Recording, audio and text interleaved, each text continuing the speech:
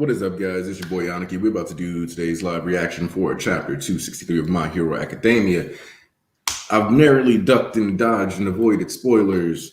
I've had people decide they want to drop 4 pages with no context, no words to try to spoil people. Maybe that's not what they're going for, but goddamn, if I mute 20 words and you can drop 4 pages and I still see a tweet, there's a chance that you're just kind of being an asshole.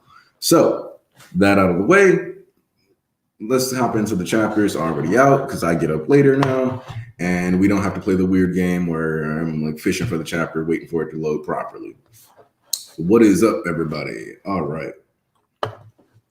See, ooh, that energy. I like that. Need that. All right, so I'm just gonna start right now. Oh, almost time.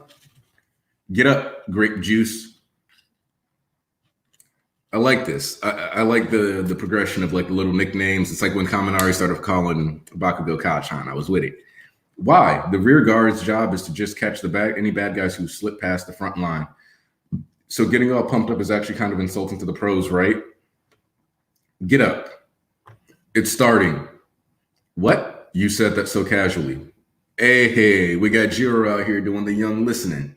Tingle, tingle. What's good? They're on the move.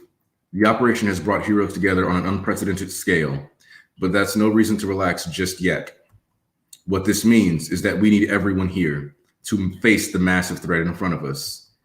He's not even wrong. Not too worried about Tokoyami, but what about... Ooh. Kamijiro fans nutted reading that. Just one moment. Right there. Y'all got excited. I know it. I feel it. Yeah, I decided to do it anyway, East. Just because niggas wilding at my job doesn't mean I can't deliver to my homies and the people who actually tune in to watch these videos. I might be dealing with a racist cunt and some other shit, but I'm out here.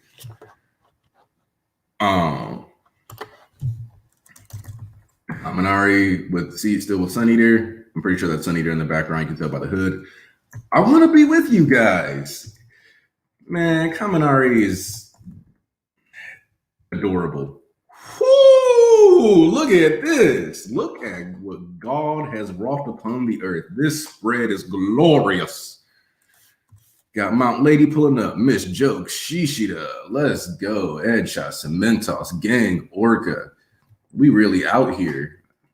Oh, midnight.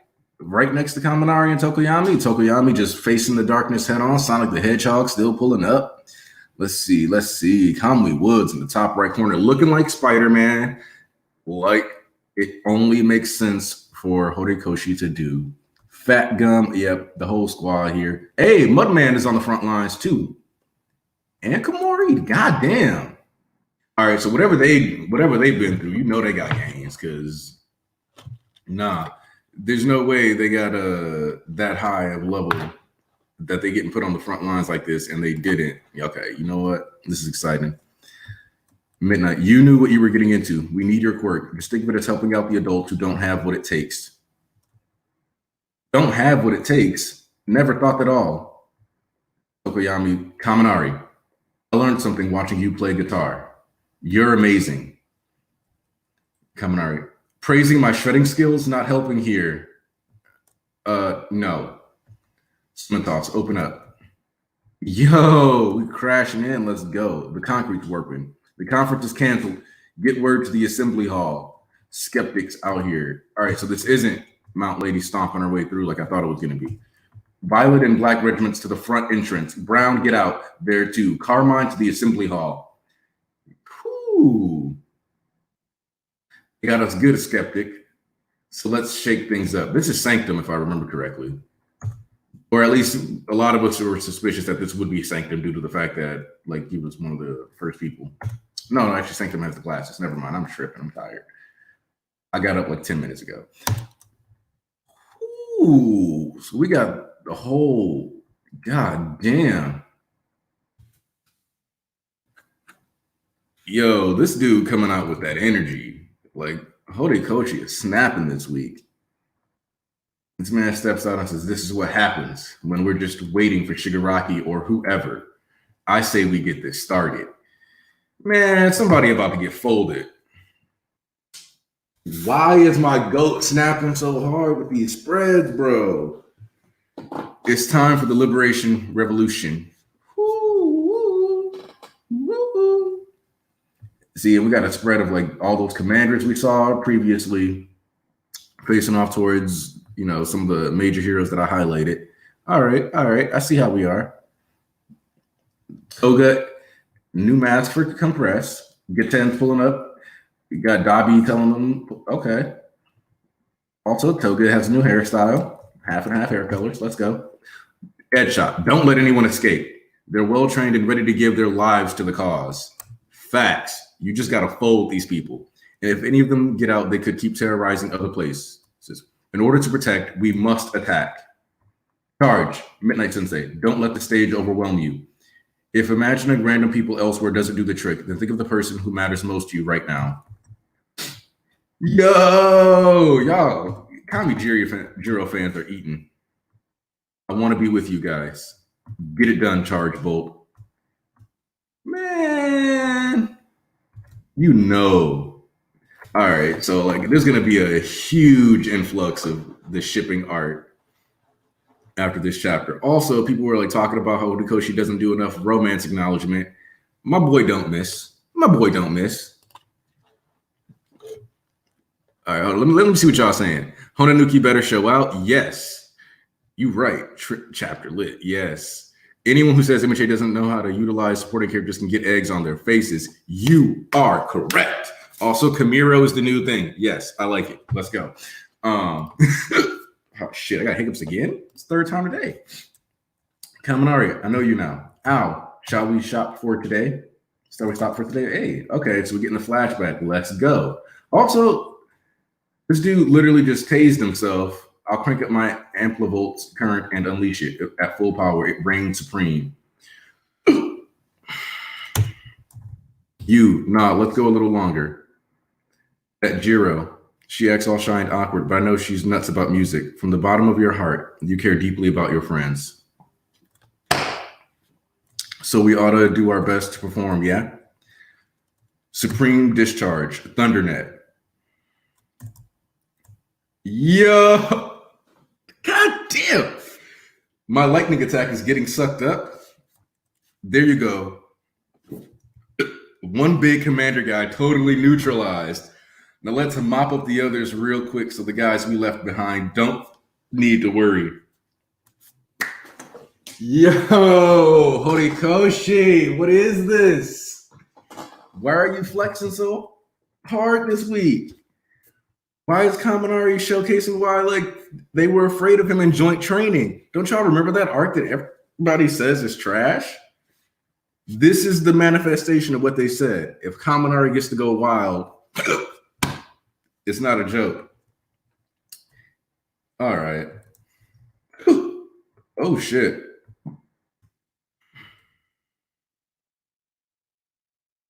As everything's crumbling. What the heck's going on here? And Hawk's got feathers at that man's. Ooh. Twice. That look of fear. That dark looking. Ooh. See, this is what I was talking about when I said that Horikoshi paints the heroes as villains this arc. This man looks like he's genuinely about to murder twice. Also, I'm gonna real quick go get something to drink so I can fix my hiccups. Hold on. I'm gonna show y'all some wild shit.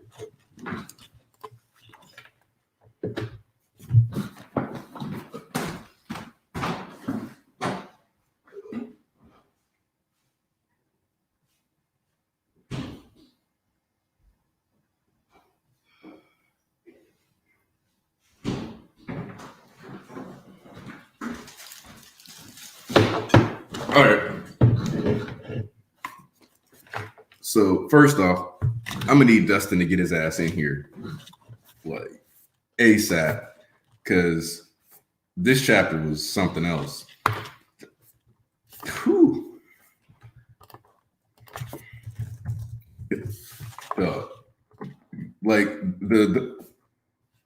Okay, hold up. So If you ever need a hiccups cure, take a carbonated beverage, pour that shit. It's gonna be weird as hell, but I need to stop hiccup so I can actually talk to y'all. Put a pen over under your nose.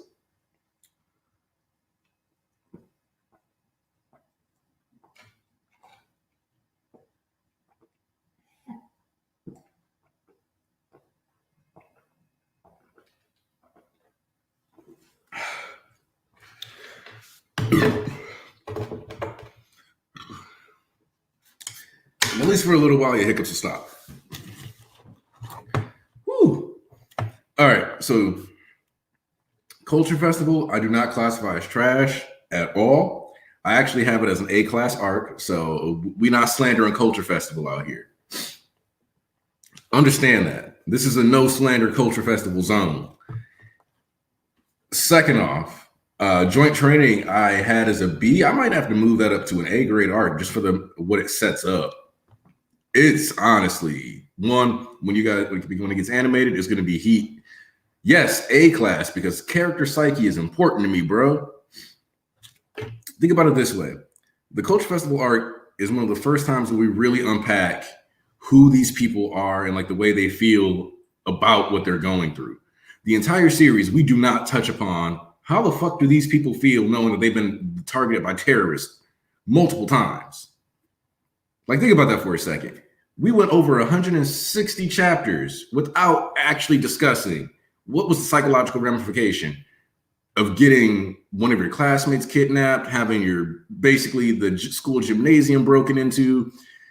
Like, all that stuff was backburner. And then we finally get the culmination of that after Deku goes through the overhaul arc, has to rely on Eri, watches someone lose his quirk because he's not good enough, and has to completely revalidate himself as a hero and a person to justify his very existence and presence within that school, that arc. And it's the first arc where Deku gets to fight, and his enemy is the one who you would consider at an advantage because of the fact that Gentle, far more experienced, had La Brava by his side. She amps him with her love quirk, and Deku still wins 2-1. It's the first time Deku truly independently gets to fight on his own and win. Hey, Dustin is here. Let's go, bro. Nigga. Y'all did such a good job of not spoiling me on this shit and not like giving me any hints this chapter. Woo! Man, bro, and it's crazy because I was talking to Hans, right, and asking him his thoughts on the chapter, and you know what he put out to me? You know I got to shit on One Piece a little early. I haven't read it yet. But no, I ain't talking about the One Piece chapter. I'm talking about the Wano in general. Yeah. He said that Oda is like, we still in Wano, and Oda is doing all this setup, and we're like almost 100 chapters in the Wano. But Horikoshi has been setting this war arc up for so long that when we finally get to it, we get into it. You know what I'm saying? Yeah. Like, you know what I'm saying? We're like 10, 12 chapters in, and we're getting to these niggas, like getting to each other. Okay, here's the thing. I don't know if people realize this.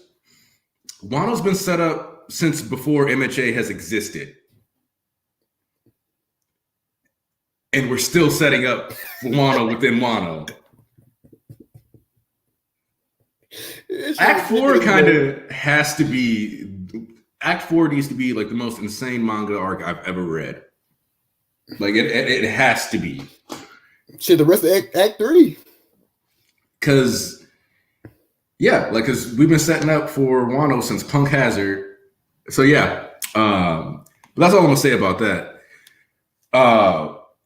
Here's the thing, is that all these, like, little things, like, within the context of My Hero, like, the friendships that we've had blooming, all of this stuff is coming to a head right here. Like, how did Kaminari and Jiro, like everybody, like, that's a background. But this is something that's been building up since USJ. The chick that held him down when they first got attacked by terrorists. Like I mentioned, why like the Culture Festival is valid. Jiro's been by his side through so many things. It is actually insane. And so to finally see like not only that combat bond, but that music bond, like, because here's the thing, being war brothers is one thing. People have it all the time, but that's just a trauma bond.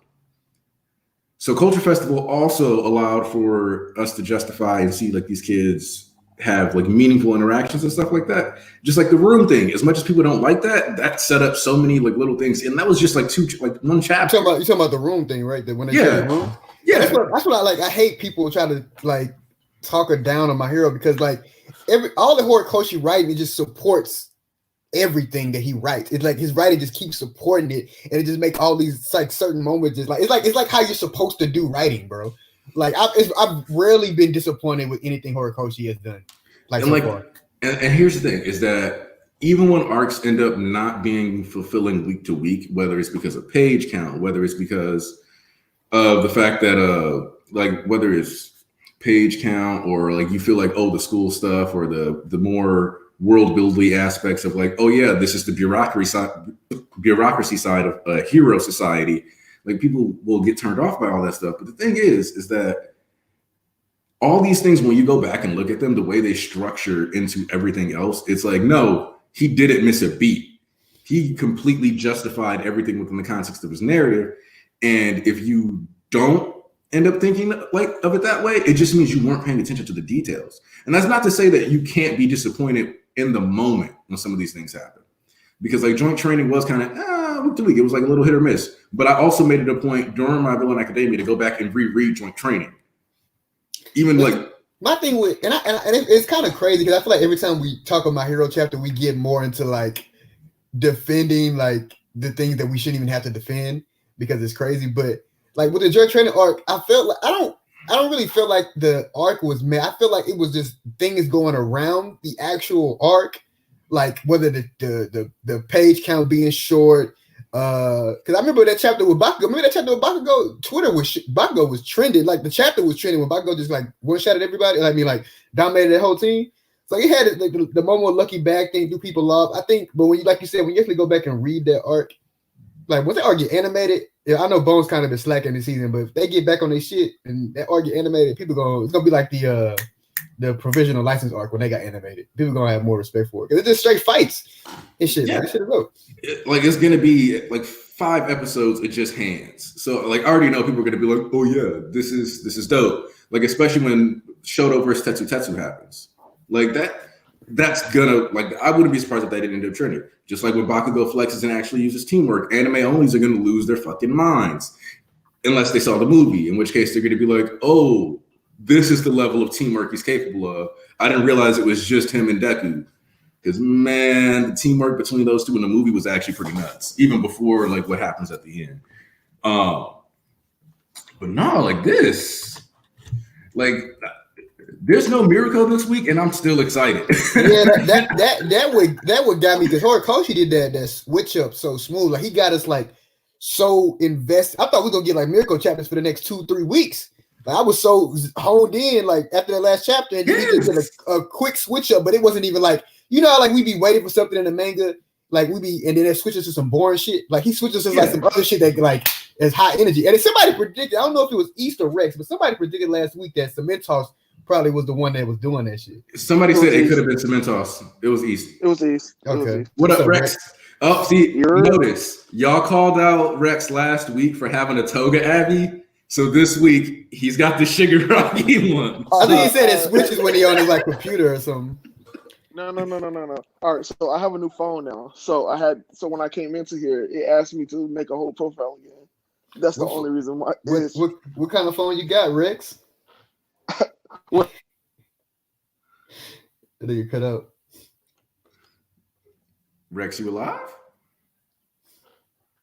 All right, so while Rex figures out if he's still alive or not. This chapter was just so good. Like I wasn't even expecting like Kaminari to get this shine again, like so quick and so soon. Like and it's like I know they focused on him a bit earlier in this arc when they was like showing where everybody was at. Mm-hmm. So I guess we should have expected that, but it was just like to see him actually he's getting like this kind of focus. You know what I'm saying? So I'm interested in seeing what I'm just interested to see it. Then you got the Hawks and Twice. I think at the end, bro, Horikoshi like. He knows how to finish some of these chapters lately. Like the endings are like, yo, I'm gonna leave you with this image that's gonna stay in your mind. Because even if you felt like like how I remember you were like kind of disappointed because like it ended with Mirko busting into the office or whatever. But like that final panel of like her smiling and being like, "So you're the real one, right?" Like that's still like that image is like was still like a really like a good definitive like boom, this is where we're leaving off. Think about this. And the week before that, when he pulled up and was like, had Endeavor pulling up on the doctor. Again, like that image was one that like him like flames angry because even though he called him the minion of the devil, like when you look at the way these things are being drawn, 100% these guys are being drawn on the paranormal liberation front side as the victims.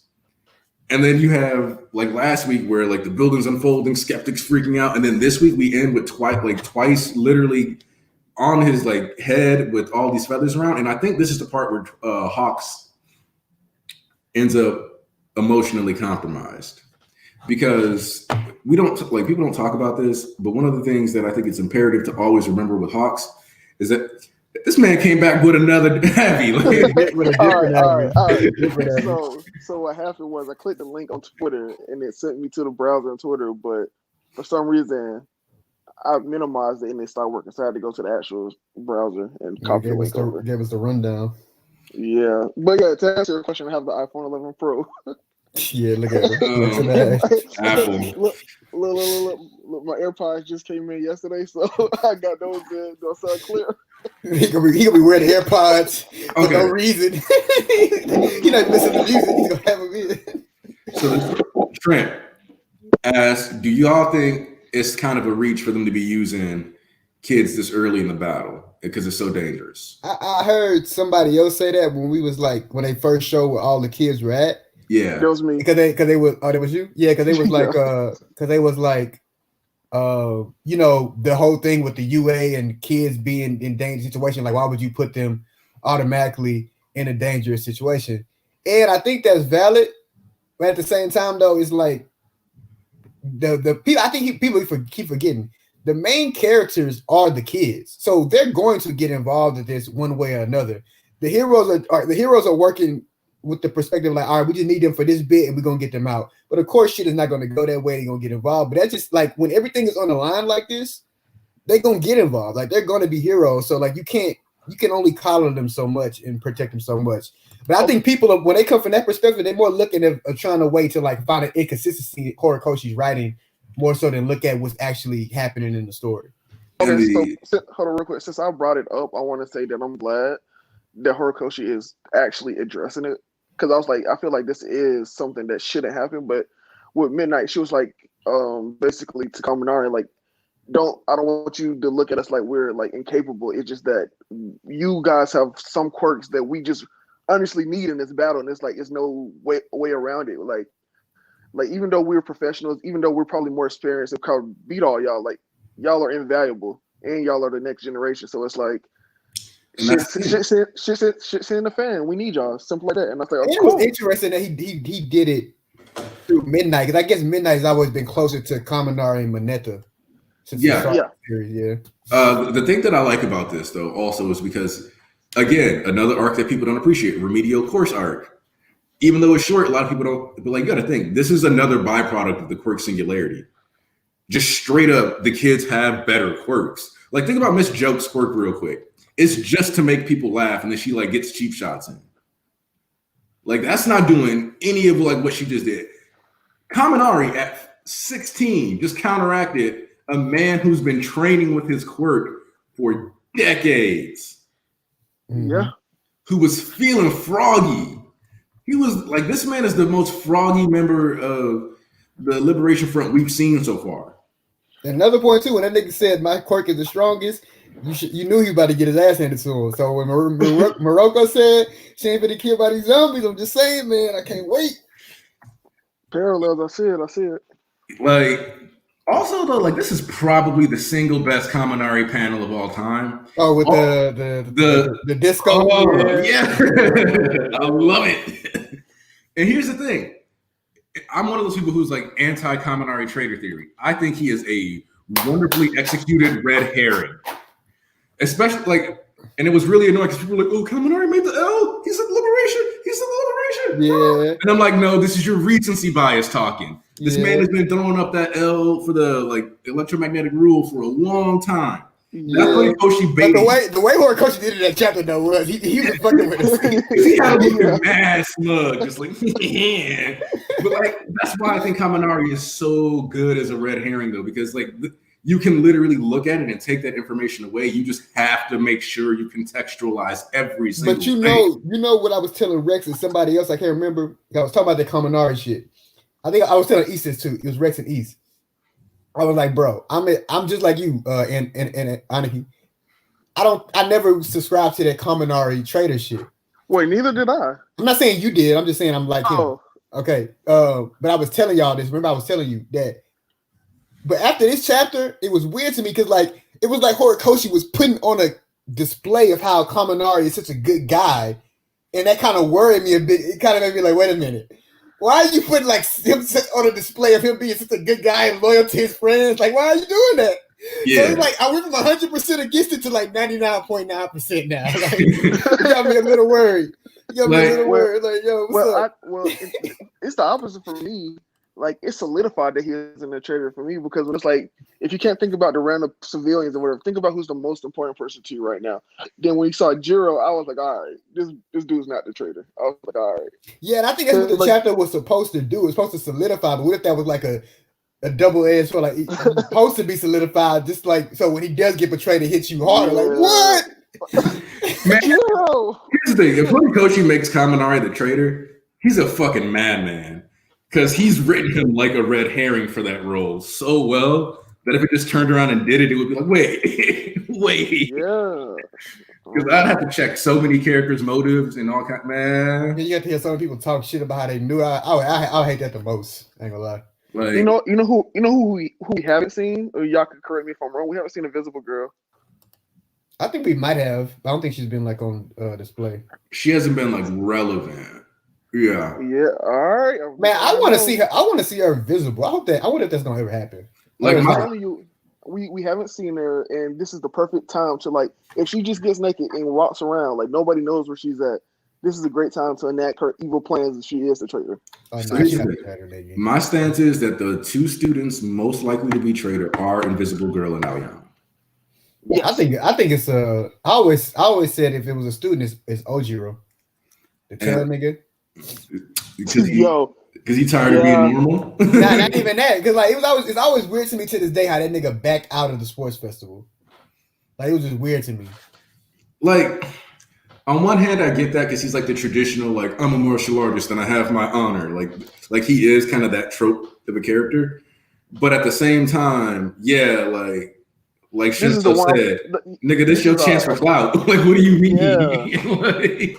And I think nobody. I always think like my bad, Rick. I always think it's a character that people not expect. And I think a lot of people wouldn't expect the tail dude because you kind of underestimate him a lot and kind of put him to the back. So if he was a traitor, that'd be like, oh shit. Archbishop East is here with notes. Let's go. East be going ham on Twitter every week, nigga. Now let's if only his mic could like live up to his tweets. Yeah. Now hear ye. And before. People doubt the GOAT for no apparent reason. I don't like how the league is portrayed. They on the backside. They look like they're about to lose. Now it's a head-to-head clash with the niggas stepping up like, let's get it. Like I said, all it takes is a week or two. And now look, they going toe-to-toe. And then the PLF still got more shit on their backs. And that's the thing, is that like somebody said, I wasn't expecting the lieutenants to be like, oh, thank God, we finally just get to throw hands. Like, I was not expecting these niggas to be that battle ready. Like, you could tell that they've been waiting. Like, Redestro, I think that's also reflective, though, of who Redestro is as a person. Because stockpile quirks are, like, super powerful. So he's always had to wait. He's had to let it build up, accumulate, let that stress build. And then he can go and throw out these massive attacks and do all this kind of shit. And that's kind of reflected in his leadership and the way that he's handled it. Also, yeah, I cannot wait to see what Granny do. Because you already know she gonna have like that old lady. Horikoshi gonna have her do something wild. But like, what team is Washer part of? Is he part of Endeavor Squad? Ooh, nice. I'm trying to remember. If he's a part of this squad, I just know he about to body at least 30,000. At least Stop hyping. I said 30,000. Hold up. I'm hyped. You don't understand Wash, like besides Endeavor, because he's my favorite character. Wash is my favorite top 10 hero, and I just Wash is the GOAT, man. Wash is the GOAT. Are you seeing the faces I'm making right now? I need to make sure you understand that I'm very incredulous about the rationalization of your decision making. Man, I'm telling you, sometimes character design just carries the character. Watch character design. Watch character design is not even dope like that. That's why it's so great. But that's why it's so great. I just know he got hands. What's good, Hans, nigga? Welcome to the stream, Hans, the man that helped Justin produce Your Little Girl Loves My Melodies. How are you? Hey, what's up, man? How y'all doing? I'm on the It's like Trey. You got that wind in your mic, boy. Oh yeah, no. I was walking to my car because I was just like, yo, I want to hop in the stream, but the nigga hungry. So I decided to get on my phone. I feel you. This man gonna stop by Taco Bell like, I need a crunch wrap, a beefy 5-layer. Now, I'm dead on my way to Burger King right now, bro. Like I'm not even no cap. Shut up, Carl. Shut up. But it tell his whole location. Yeah, right? Yeah, my bad. No, you good. Yeah, I mean the disruption. What y'all talking about? Shit. Everything. Wait, how far have y'all talked about in the chapter? Because I just want to know what we've been bouncing around because we jumped this chapter, it blew my mind a little. You see how happy this nigga is? He excited this shit. Like he been excited the whole time. Man, this week has been weird as fuck for me. So this is my first like good shit like all week, and like from like the students' interactions, this chapter is like also I like the fact that Mineta is finally getting to be more of a character. I've been saying that for a while that like Mineta after 217, like that perv gag kind of like fell away. But in exchange for that, we've been getting a lot of like how he actually like interacts with people, what he thinks, like him focusing more on his hero works and like blossoming and developing, and like him being like, yo, I don't know if we should be here. And like he's like our job is to do this. Like he's being like as rational about it as he can, but at the same time, I think that's him just being true to his character. Like he's like, cause that's part of like he got the perv gag and he got the like cowardly gag, kind of too. But the thing is that like he was sitting down like nigga, we ain't got to do shit. We just chilling. I ain't doing more than what they told us to do. That's what he was like his thing. The thing is that I wouldn't even consider this to be like. Mineta, I wouldn't consider to be like a coward gag. Like when you separate, like when you focus on the moments in which he is scared, he's always justified for being terrified. Like in USJ, he was like, "Nigga, what do you mean we gonna be heroes? We just started school." Yeah, that was like the first month in. I can understand why he was scared. That was first month in. That was like the first week. Yeah, you're right. Yeah, Mineta every time Mineta is like really freaked out, he has justifiable reasons why he should be freaked out. It's never like, hey, we're about to do training. What? I'm scared. No, it's like, dude, we can literally die here. Like, even like when he would talk about like going into the next year, and he's like, hey, like don't bring up exams. We're trying to be happy about like our progress. Like, why are you mentioning like, oh yeah, but like we might not make it? Like, don't say that to me. Like that. What? Like Mineta's basically like in these moments like a no negativity zone because he's like, look, it's already stressful. You ain't got to remind me. Mm-hmm. Well, what's the main character for Chainsaw Man? Denji. That's who Mineta is. He just wants to get some before he dies. And each of these crazy situations is like preventing that. He's like, dude, I have to make out of here alive. Denji the GOAT. Stop playing. And like, okay, I cannot wait for these people to play. Last time I mentioned Chainsaw Man ever. Thank you, please. I'm not worthy to be mentioned by you. You're not worthy to mention. You say he's not worthy of mentioning it? Damn. Yeah, because I don't think it's as good as Dustin says it is. Yeah, I don't listen to Rex. Y'all always beefing in somewhere. That's my nigga. I just like, but bro, like I was telling Hans, like I wanted to like waiting week to week is like the hardest part. Is like, bro, like this chapter was hype, but it's like I want more. More. And like the thing is that we got an 19-page chapter this week. A lot of double It felt spreads, too. so fast. It felt so fast. Exactly. Yeah, it felt a lot shorter than that. I ain't even gonna cap. No, like I hit the end of the chapter and I didn't realize I read 19 pages. I was like, Exactly, same. There's a lot of double spreads. There was like 2 or 3 double spreads, I think. which You know what's crazy? You know what's crazy is that this felt like what I always praised Horikoshi was when he was doing 13 chapters. It felt like 19 pages, and when we get 19 pages, it felt like what he's been doing with 13 pages. So I think that's just a testament to how good he is at handling like putting in content. because like the thing is that spreads take a lot of fucking work. So we got all these large like spreads done. So it's not like he's not like putting in effort. And but he loves doing spreads. Like he does spreads, I think, more often than I've seen most shonen authors do, and that's a benefit to his story overall because those spreads are fucking. I mean, Beautiful. like I will never forget the Shigaraki spread. Bro, Like him just laughing. Yeah, that's one of the best ones. Like that. the bright Oh my horizon. god. Also like that horizon spread where everything's level and he's like standing there over. Exactly. The thing that I love about that is that it's like, yes, it was destruction, but it's so beautifully optimistic somehow. But we're like, wait a second. This is like the worst news ever for like Hero Society. Yeah, no, I agree with that. Like it was incredibly violent and chaotic, but in this weird way, like this joyous moment for Shigaraki. Like you felt that on panel. Like it was the weirdest feeling I've ever experienced. But I was here for the whole. Like I've never seen an author handle his main villain in a way that Horikoshi had with Shigaraki. Like he dedicated an entire arc just for his development. I've never seen that before. Be And trying to also, tell like, niggas. what's nice about this is that usually in shonen arcs, we're always waiting on the heroes to do something. This is an arc where we're like, please, I can't wait to Shigaraki get out. I can't wait to see what he does. It's because Hans reaching in that bag.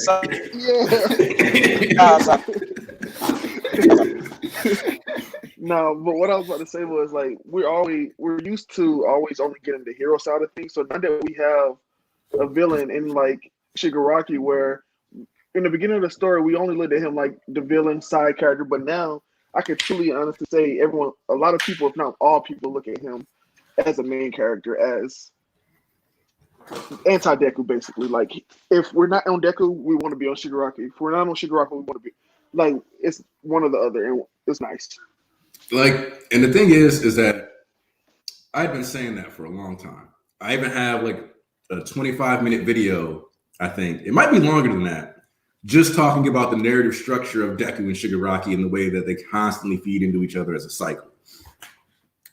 And the thing that I find most fascinating is I always tell people, like, even though like we like to say 1A are the main characters, what I like to say, the main characters of My Hero Academia are the people who will be legends at the end of the flashback in some form, shape, or way.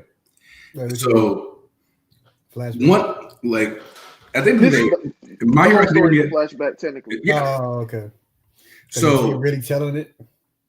So when like Deku's telling the story, even though some people like to like joke about possibly Bakugo being the one telling the story, and like he'll be standing at like Deku's grave in the end, which. That's one way. The niggas are stupid. How is that possible when Deku says I'm narrating the story at the beginning of the story? Exactly. But I do think Bakugo might die. And if he does die, it could be this arc. Hey, I wanted to know. I got a video about 2.5 years ago of Bakugo will die. So if that happens, if Bakugo dies this arc, Horikoshi is the greatest mangaka to ever be. Wait, can we sidebar? Because the reason I think Bakugo, it would make sense for Bakugo to die, because I can't see Bakugo losing out on being a number one hero because he's just so determined and so smart unless he dies. And that would push Deku even further, I feel like. Here's the thing, and like Deku wouldn't have that, like Deku wouldn't have Bakugo to rely on for like that motivation anymore. You're the symbol of victory in my mind. All Might is like, so if he loses his symbol of victory, if he loses his idol, Deku's really about to be out here struggling. And the thing is that Shoto can be there and comfort him, but Shoto does not push him the way Bakugo does. Shoto does not elevate him the way that Bakugo elevates Deku. Shoto is like Ida's best friend, and you can tell that based on like a lot of the character interactions. Like when you look back at Culture Festival, Shoto and Ida took that like goofy picture together where they're both like got their heads in the thing, you know, like the classic, oh, look, we're two friends and we'll take a picture. Like that whole thing with like the cutouts and stuff. Ida's the one who comments on his emotional state regularly. That's that best friend pairing. The reason why I could see Bakugo dying though is because it was already foreshadowed to a certain degree during the final exam arc. Tell me more. Because when you go back and you think about what that was, he goes, Deku, I can still move better than you with that cobbled up power of yours. X, Y, and Z, like you haven't mastered that ability. Get out of here. I'll save the day. I'll take on All Might. I'll break myself. I will win the way I intend. I will not lose here.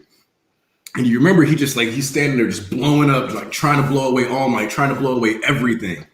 So I see Bakugo being the person who dies with a smile in this series. Which, if Bakugo dies, that's just gonna be an epic ass, badass death. Like I see, like as this war is collapsing, if he's going to die, okay, so yeah, I can see kind of right. If Bakugo dies to save all of 1A, that would cement him as like, or even Deku. You realize that man is never losing a character popularity poll again, or ever? He's never losing a character. Look, well, hold on, I'm sorry. Like as much as I I understand, like Bakugo is very like. There's no way Bakugo dies this arc, right? But I do think, I think the purpose of this arc is to fundamentally change the structure of the My Hero world. You know what I mean? And I think we need Bakugo entering that next phase, because I think we're watching the collapse of the heroes and not the collapse of the students. Like if Bakugo does die or something bad happens to Bakugo, it's way later. It's not gonna happen right now. Well, you know what? I would have agreed with you a while ago, but when Horikoshi said that what he planned for the movie is what he actually had planned for the end of the series, and now that he's no longer doing that, like Bakugo's, I don't want to say it's important is down, but if Horikoshi playing with, his safety is down, because if his plan was to have Deku and Bakugo use One for All to beat Shigaraki in the end, and now he's no longer doing that, what is Bakugo going to do then? Or what's going to happen? Oh, I'm going to be depressed too, but I'm going to be happily depressed if he dies. Yeah, I would too. Like if Bakugo dies saving 1A, and Deku Man, no matter how good of a hero he is, he would never live up to a candle to Bakugo, ever. And that's in not everyone else, but in his mind, he would never be as good as Bakugo. Yeah. And that would be, see, to me that's crazy. Like the nigga, I'm sorry, Deku. Go ahead. Like the nigga Deku is gonna have 7 quirks at the end of this whole thing. Like Bakugo, as good of a hero as Bakugo will be, he will never be as good as a nigga with 7 quirks. And even if Bakugo dies, like Bakugo will go down in history for being a badass. But there's no question Deku will be the greatest hero of all time. Like that's not we're not doing that.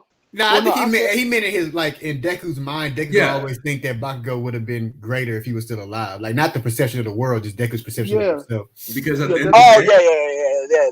Also, okay, sorry, I misunderstood you. That's what you mean. Yeah, I agree. Yeah, he's talking about the other shit. He was trash. No, I wasn't talking about that. But y'all talking about in Deku's mind that Bakugo would just be too he was like this dude who didn't have the blessing of One for All, was able to save everybody when I couldn't do it without all the help from All Might, and he's like, I can't even do that, and I have all of this. Like, I just want to be clear though. Like, if Bakugo doesn't die, that's perfectly fine. I can just if he does die, like that impact would be crazy.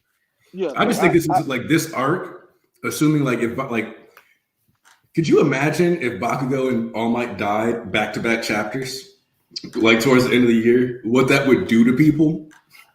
Bro, imagine Bakugo, Deku, Bakugo, Endeavor, Hawks, and All Might all die in the same arc. That is crazy. That is crazy, bro. MHA fans will be eating. Speaking of which, Davi's the only person that went the opposite way of everybody. Yeah, I peeped that. I did peep that. When they called everybody out, all the Pialucca, man. I did peep that. He was going. Notice how he still didn't see what Destro Honda about to add. Well, the thing with Dabi is that he might have been. I got a point I want to make about them not knowing about Hawks.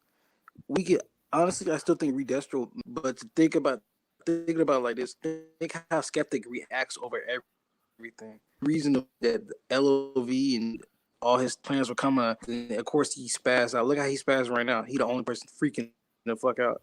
Yet you got the other, you got Kaminari's relative. Nigga shocker. He pulled one in the smoke, but you got this nigga freaking and flipping out, spazzing out. So it's like, if I was Redestro and I had my suspicions, I wouldn't do everything either. You got to keep a close eye on him, but easily we see how Skeptic get swayed by his emotions because he already don't like the LOV. And every time he gets swayed by his emotions, I don't fail. He starts to get more and more unhappy. So I don't trust that nigga either. And plus he wasn't Redestro right hand man like Hanabata was. And those are the only two niggas we did.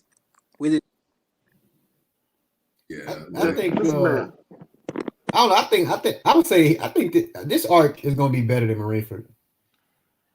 What? This arc is gonna be better than Marineford. Somebody said Well, no, it I would be heard imitating you, Marineford. but Marineford isn't really that good to begin with. So. Well, but I'm just saying, it's gonna be better than Marineford. I took Marineford when I first read it. No, like when I first when I first watched Marineford, because I didn't read it, when I watched it, I skipped so many episodes or like just skipped so much like fluff because there was just a whole bunch of running around doing nothing. I was like, bro, last arc was so good and this is so supposed to be good, but I'm not enjoying it as much. The best part of the arc was when I came to kill with that goofy ace, and then when Blackbeard pulled up, and then when Shanks pulled up, and Kobe moment.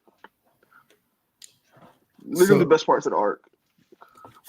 Yeah, the Kobe moment is like one of the best parts, even though. But I don't even care. I don't even want to worry about that. You know why?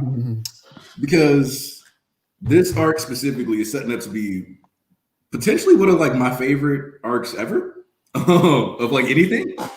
Yeah, and it like there's just something to be said about when a story is as cohesive as it is, and like one of the things is like if you guys look at this, like Cemento's veins are popping. So we got Cemento's basically like started off this going a little plus ultra. Yeah. East, you called it, by the way. Yeah. Yeah. Like I still want to know what's up with Toga's new hairstyle. So what? Also, in general, you called it because you said it. Well, you was like, wait, So don't what? worry, it might not be Mount Lady, it could be Cemento's. You called it. You can never hear shit. I don't know what's up with his thing. Like, we trying to praise you and gas you up, and you out here not hearing us. We're gonna start a GoFundMe to get East some better equipment, man. Cause man, like I just need him to be able to talk and us hear him. Nah, we gonna we robbing some niggas. We gonna rob Best Buy and send this man a laptop. I just wonder how these Horikoshi gonna do these battles, man. That's what I'm hyped for. Like how you gonna spend a focus on each of these battles? Is gonna be some team battles, some 1v1s. Like if he do these battles right, this shit gonna be epic, bro. If he does these battles right, it's gonna be some whole other shit. Like yeah. And the thing is, training all the let's go joint training all that more vital and that much more good. Yeah, that was just practice because that's for right now. We're about to see team fights. We're going to see team fights. Yeah. Like Kaminari being at the front line with Tokoyami. First off, I want to see how, bruh. Also, I need to see Tokoyami pull out those claws he had in the movie. Yeah, I do too. Because this man was literally had some like claws like Vega from Street Fighter in the movie and was like out here like throwing hands. I need to see Kaminari. Like I need to see that. So if we get these next couple chapters focusing on like Tokoyami, Kaminari, and their matchups, I am so fucking here for it. Because Tokoyami been getting gassed forever in this story. Mm-hmm. Like, and he had that big ass that panel with that double spray Horikoshi did. Mm-hmm. And Hawks is there. Is Hawks gonna die in front of Tokoyami? Possible. I wonder how this encounter with Twice and Hawks gonna go. Man, I was just thinking about, bro. Like, I'm so sad for Twice. I feel so bad for Twice. I really do. But we're about to get another unlimited Twice works. Yeah, he about to snap. I think that shit would because like him trusting Hawks and Hawks betraying him is gonna make him snap. Yeah, I don't think Hawks realized. Hawks realized how dangerous. Like, one distraction. Yeah, Hawks knows how dangerous Twice is, but I don't think he realizes that him acting more like a friend of Hawks is going to make this a lot worse for him in the long run. Yup, because like the thing is that not Hawks, Twice is genuinely a man who cares about like friendship to an insane degree. Back during NBA, I was joking about how this man is basically Naruto because he's got the shadow clone jutsu. He's doing everything he can for his friends. Like, you just you just took somebody who has spent their entire life isolated, who was overcoming their traumas, and then you basically just set off the biggest PTSD episode you could, and you isolated him alone. You got him alone right now, too. He's not going to be happy. Hawks is smart for going after Twice, though, because he viewed him as the most dangerous threat, so he goes straight for him. And thank you, Silvers. And yeah, no, he's like Twice is a legitimate threat for multiple reasons. One, hell nah, don't say thank you to that nigga. That shit gay as hell. This nigga said looking like a what? This nigga crazy. My bad. This nigga crazy, man. I invited Silvers to my birthday party, even though he's not gonna make it. This nigga shit, he might pop out the cake the way he talking. Nigga, wow. My Whoa, bad, Squid, it's not that deep. It's not that wild, Squid. Chill. Who is Squid? You don't know Squid? Man, everybody knows Squid. You gotta Squid be out here wilding. He said why Hawks look like he finna rape a bitch. Now Hawks did look like he was playing no games though. Yeah.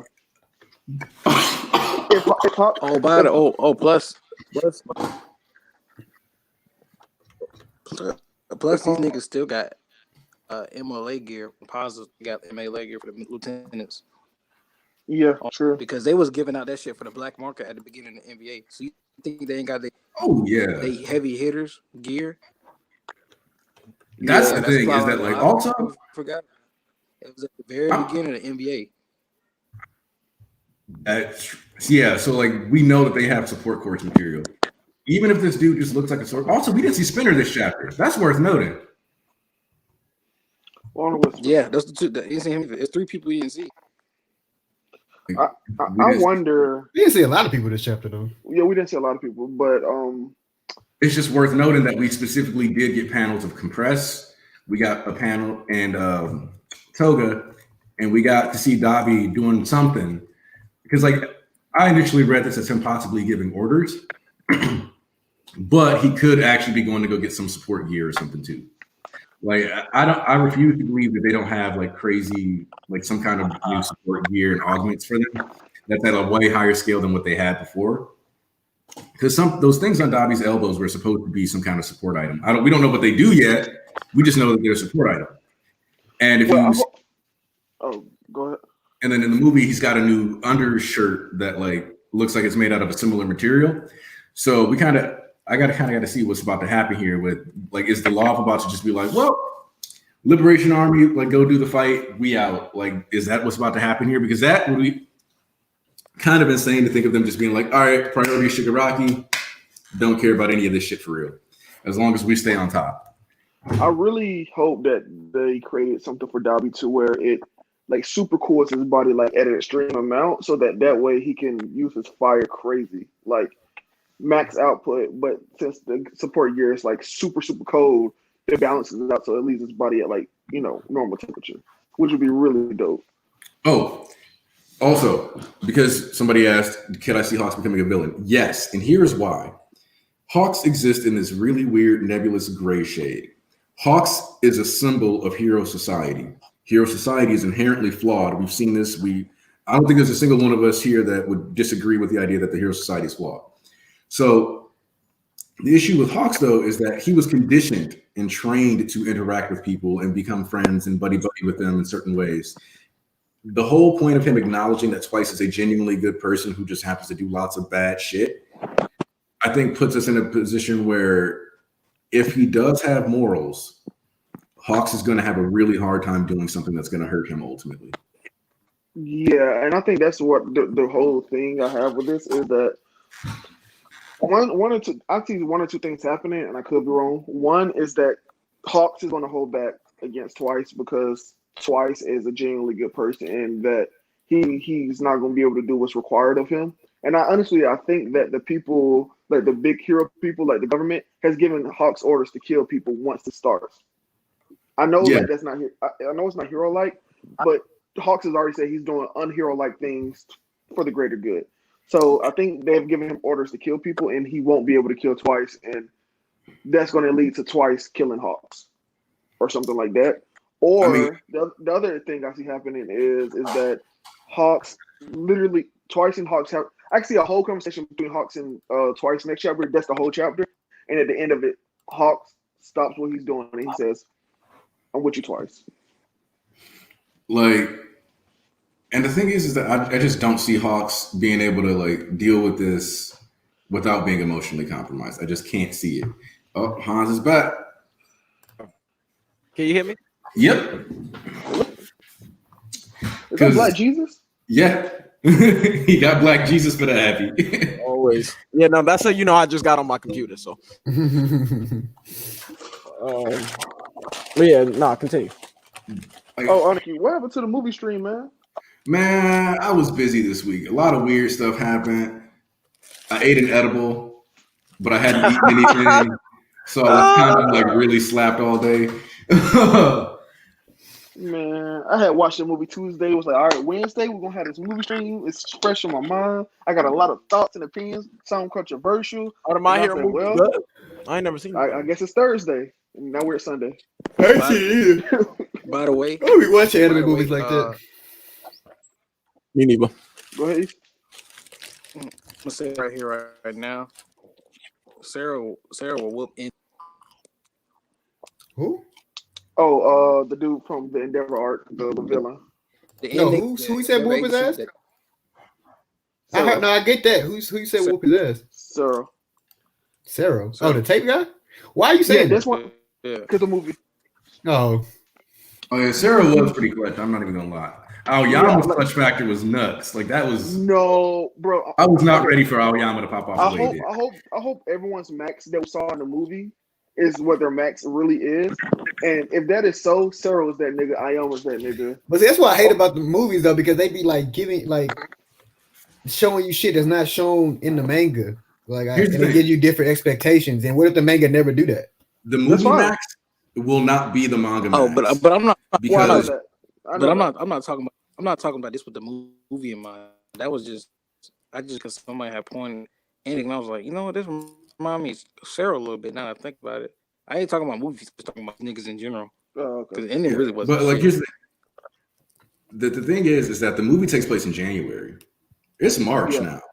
Yeah. So anything we saw in the movie, like we saw X Catapult get used, which the way we saw X Catapult get used is, all those maxes, they're higher now. It doesn't matter. Like the movie was fun because it shows us like what they could have done in January. Whether you can before or after the work study started, doesn't matter. I'm just really glad this movie gave, because the last movie really didn't give shine to everybody like I really been wanting to see. And I'm so glad this movie did, and Ojiro finally was able to do something. Like even though it wasn't like a lie, I actually got to see him fight, and I was like, okay, cool. I know he fights like, and his tail is strong as hell. And we got to see Shoto be a savage. Like a lot of people, that in this scene, I was like, yo, this dude, I don't think he's dead. I was like, what? It was like that kills people, Shoto. Well, we saw him about to do that in the USJ. He was like, hey, yo. Well, I mean, back then he just explained the situation. He was like, yo, if I put more ice on you, you'll probably die. So maybe you can snitch. Yeah, it was crazy. And then one thing I will say, I don't want to spoil anybody that's in there. I wasn't the biggest fan of the last fight. There's a lot of small details in the last fight that showcase the difference between life experiences that Bakugo and Deku have that I think was worth emphasizing. From the way they reacted to certain things, if you look at Bakugo's face, he is not as adjusted to what he was going through as Deku is, and you can see it constantly, even in the way he moves from from the time they do the pose onward, he moves completely differently. It's, And you could tell he was in more distress than Deku was, who's experienced to that level of distress in his body. Yeah. Which is insane, because you should not be used to that level of like pain at all. Oh yeah. Yeah, no, like that's not a thing that you should just be at. Yeah. Also, this commander not done. And if we might be about to get a lightning fight. Oh, I'm so hyped. I'm so hyped for that. I'm so hyped. Pikachu, use Thunderbolt. Raichu, like that's basically what it's Pikachu versus Raichu all over again. And Kaminari's Raichu. Like I'm actually a little surprised, sort of like at how well Pikachu won. The heroes, like how much information the heroes had to work off of in terms of like to combat the villains and what they were trying to do. But like I know. Okay, you not hear me? You can't hear him? He's super low. I can hear him fine. Yeah. Am I super low? Can you hear me now? Yeah. Okay. Yeah. So I'm surprised that the like you gotta leave and come back, Rance, because everybody else can hear him fine. Okay. Yeah. I'm surprised at like how much information the heroes had to work with in terms of how to combat like the villains and their plans, you know what I'm saying? Like, and how effective their pull-up is, even though like in the back of my head, I know in somehow, some way there has to be a major failure on the heroes' part. At least that's what I think is going to happen. So for them to be this well coordinated, like to have Kaminari as a foil in this situation for somebody that's arguably really good with his use of lightning, and them still lose at the end of this, like, I don't know, Shigaraki comes and turns everybody to dust like Thanos. I don't know what the fuck is about to happen, but this arc is unbelievable, to be honest. How long y'all think this arc gonna go? Oh man, I think this is at least gonna match Overhaul arc. And even if because like I treat this as work studies too, right? Mm-hmm. But if we want to treat it as a separate arc entirely, because like we never got that announcement, like, oh, we're starting a new arc, which I still think is kind of fascinating. Because if that's the case, like if you look at it that way, if Horikoshi made it a point to not say this is a new arc and that this is just work studies too, what he's really saying in that moment is this is not the big war in my series. And like that's worth noting.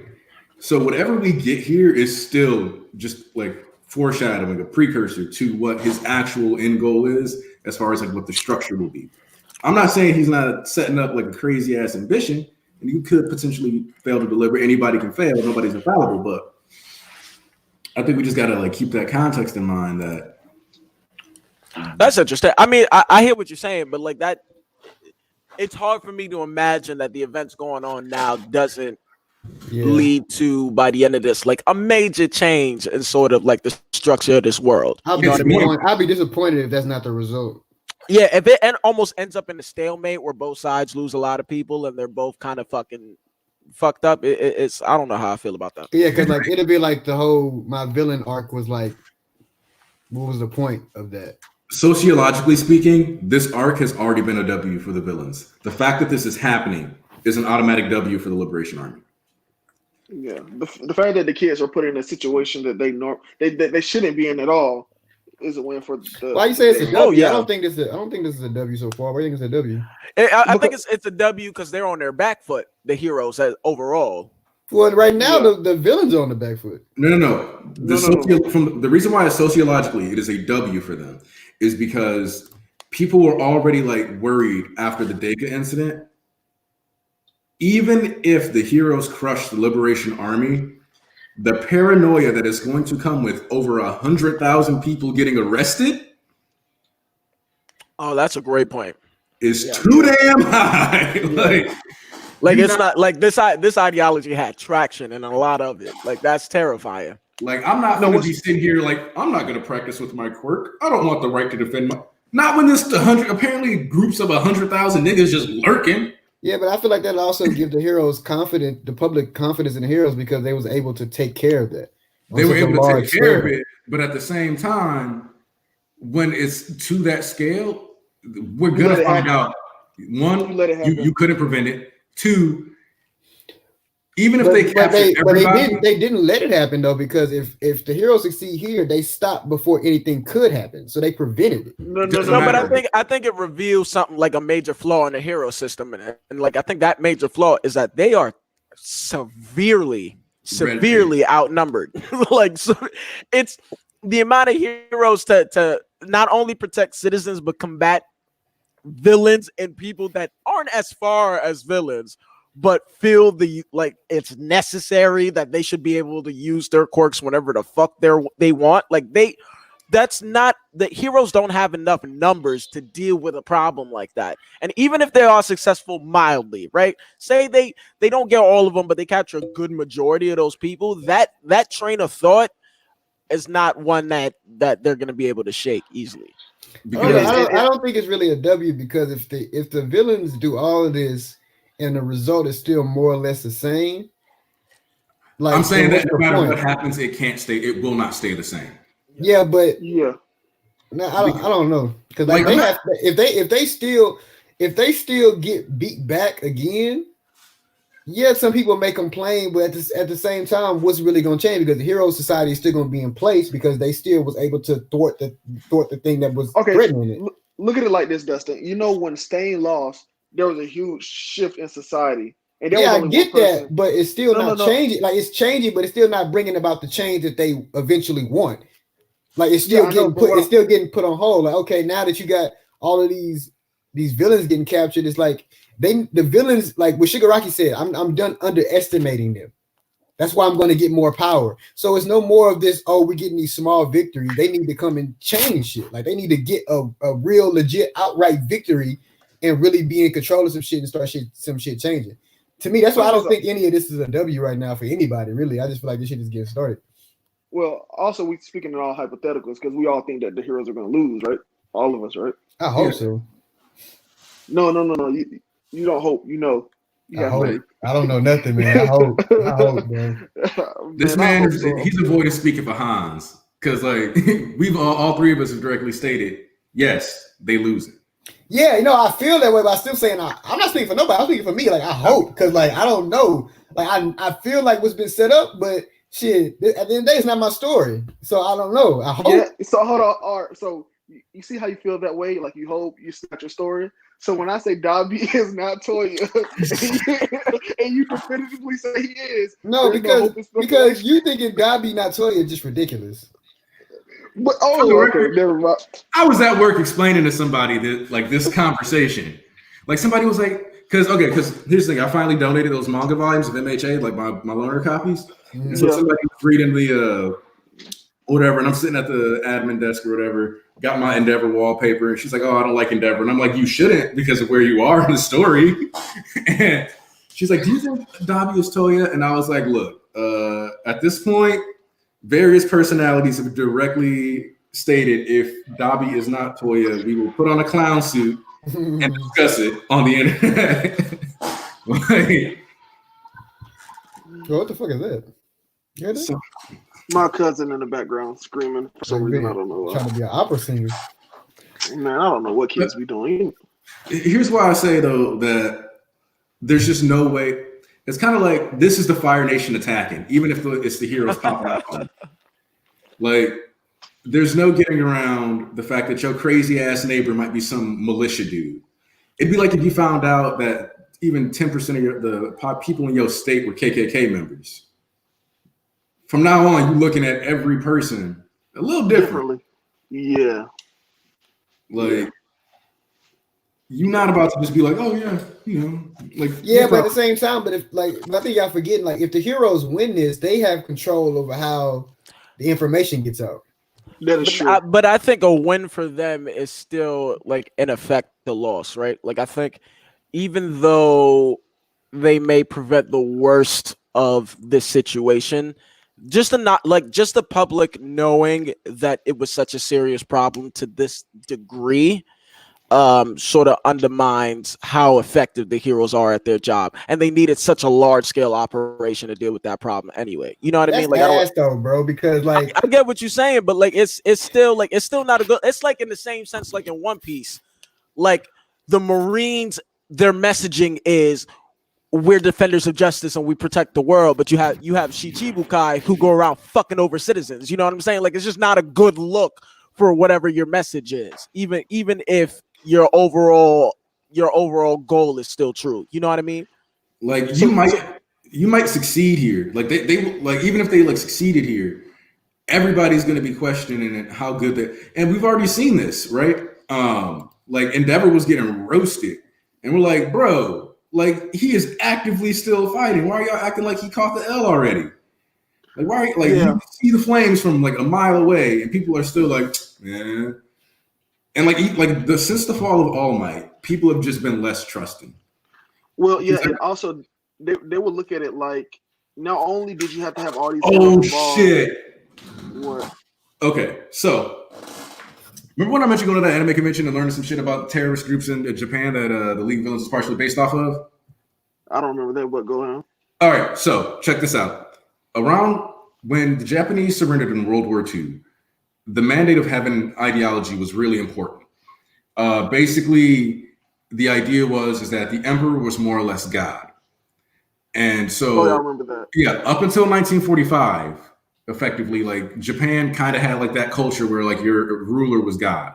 So when he said that, he basically told them, I am not God. I don't have this power. So there was a massive decline in religion in Japan, and all these like different cults came up. You guys have heard about the Saigon gas attacks before, right?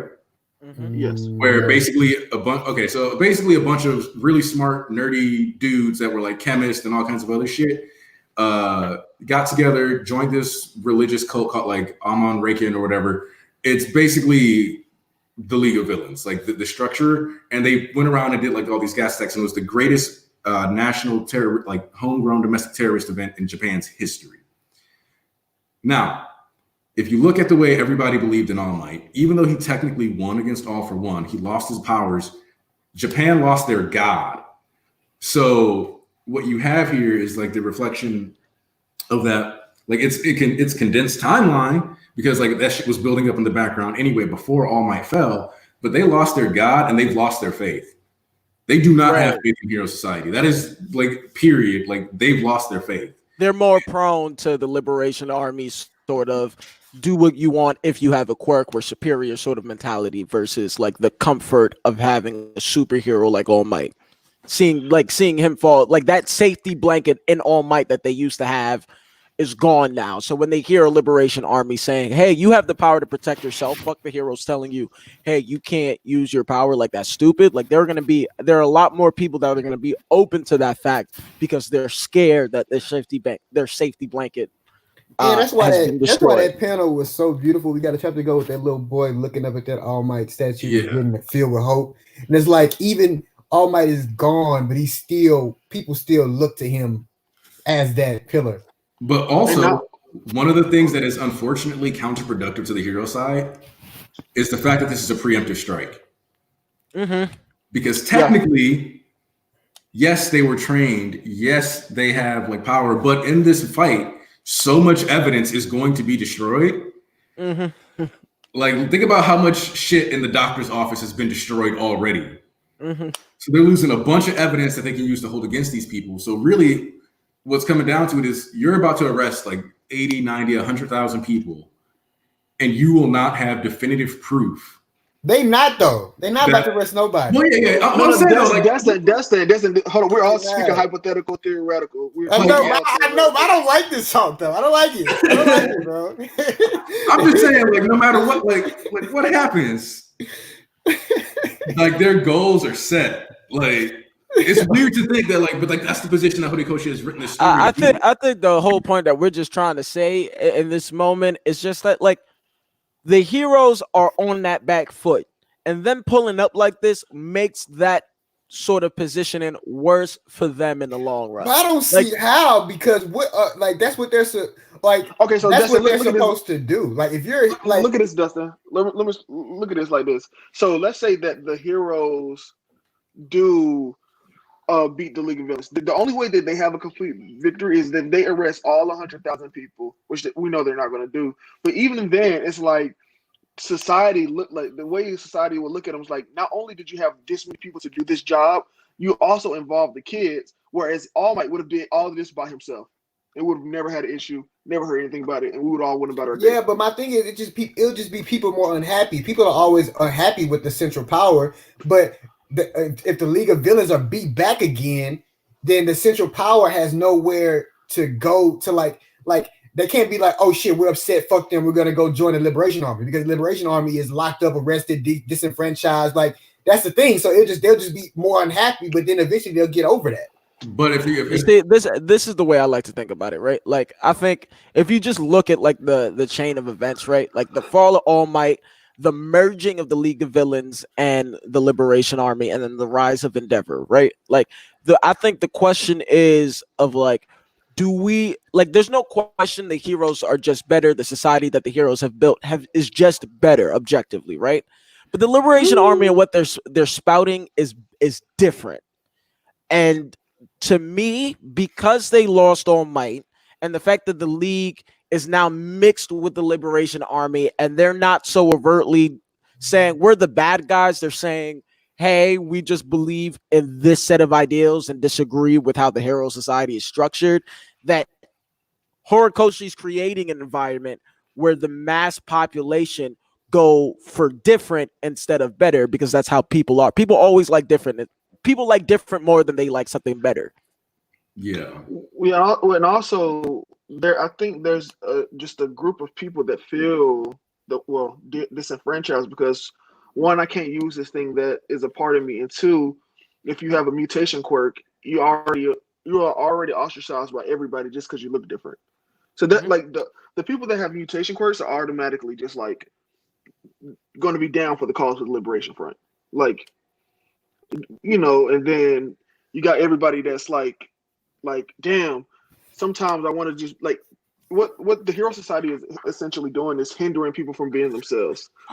And eventually that's going to build up. Like whether I think even if All Might would have never lost to All for One and he never was injured and all of this, eventually the Hero Society would have collapsed in on itself because it's incredibly flawed in this. Like if it wasn't Shigaraki, it would have been someone else. Okay, so then does that what I'm getting for this is that does this mean that like because like I'm agreeing with some of what y'all saying, because I feel like if the villains win, they can't just win in terror. Like they have to like they have to win.